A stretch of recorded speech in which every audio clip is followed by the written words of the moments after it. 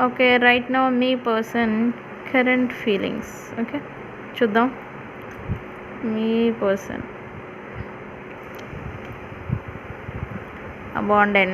Abandoned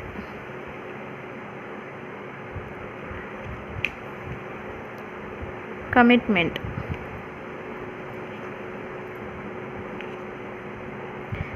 realisations.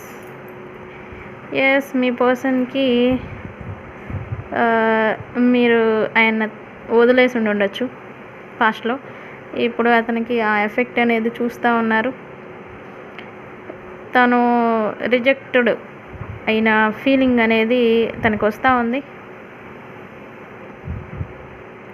Some సినారియాస్ కొంతమందిని తను ghost చేసి వెళ్ళిపోయిన సందర్భాలు ఉన్నాయి. మీరు అడుగుండొచ్చు, maybe married commitment, long term commitment ఏదైనా అడుగుండొచ్చు. బట్ దానికి ఆయన నో చెప్పేసి ఆయన స్వార్థం చూసుకుని వెళ్ళిపోయారు. బట్ ఇప్పుడైతే ఆయనకి రియలైజేషన్ అనేది వస్తూ ఉంది with this card.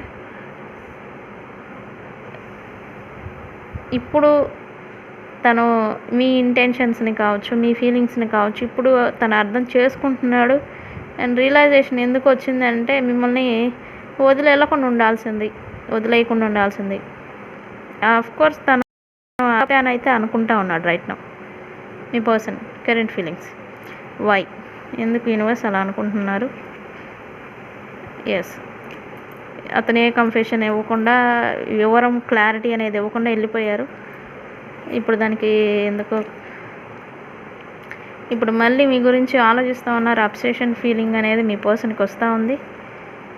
Yes, realisation వచ్చింది. మిమ్మల్ని గోస్ట్ చేయకుండా, ఇందాక చెప్పా కదా, మిమ్మల్ని గోస్ట్ చేయడం, వదిలేసి వెళ్ళిపోవడం, ఇట్లాంటిదంతా చేసున్నారు. ఇప్పుడు రియలైజేషన్ వచ్చింది. అలా ఉండకుండా ఉండాల్సింది, వదిలేసి వెళ్ళిపోకుండా ఉండాల్సింది అని అయితే తను అనుకుంటున్నాడు రైట్ నౌ.